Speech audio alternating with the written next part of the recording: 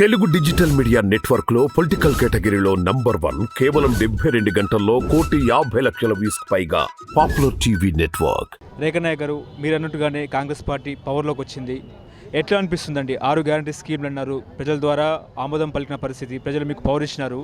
నిజంగా సాధ్యమయ్యే 6 గ్యారంటీ స్కీమ్లేనా? 100% సాధ్యమవుతుంది. ఈరోజు మనం గ్రామాల్లో చూస్తే ఇంద్రమ్మ ఇల్లులే ఉన్నాయి.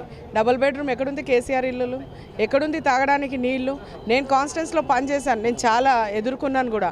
ఆ రోజు సీఎం ముందు తీసుకెళ్తే ఏం పని చేశారు సార్, ఇక్కడ నల్లలు లేవంటే ఏం పిచ్చ మాట్లాడతావమ్మా, ఖచ్చితంగా నల్లలు ఉన్నాయి, అన్ని గ్రామాల్లో తీసుకొచ్చామని చెప్పి సుమిత సబ్రవాల్ని కూర్చోబెట్టారు. కానీ ఎక్కడ జరిగింది? ఈరోజు కాంగ్రెస్ మీద నమ్మకం ఉంది.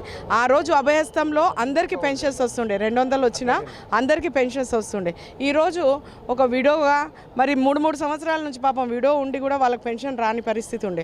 ఖచ్చితంగా నమ్మకం ఉంది ప్రజలకి, అందుకోసమే గవర్నమెంట్ మార్చారు. సో ఈ 10 రోజుల సీఎం రేవంత్ రెడ్డి పాలన ఎట్లా అనిపిస్తుంది అంటే ఏం చెప్తారు? చాలా హ్యాపీ అనిపిస్తుంది. ప్రజలకు కలుస్తున్నారు.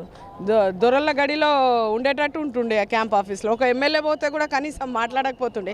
ఈరోజు మామూలుగా ప్రజలు వెళ్ళి సీఎం గారిని కలుస్తున్నారు. రేవంత్ అన్న అనగానే వెనక తిరిగి చూసి ఈరోజు ప్రజలతో మాట్లాడుతున్నారు. చాలా హ్యాపీనెస్ అనిపిస్తుంది. ఖచ్చితంగా ఇంకా రాబోయే రోజుల్లో కూడా ఇదే పార్టీ ఉంటుంది, ఇంకా బీఆర్ఎస్ ఉండదు, అది మర్చిపోవాలి పార్టీ. కానీ హామీలు మభ్యపెట్టే అని చెప్తున్నారు. రైతు బంధు ఎక్కడ, రుణమాఫీ ఎక్కడ అని చెప్పేసి కేటీఆర్ చెప్తున్నారు.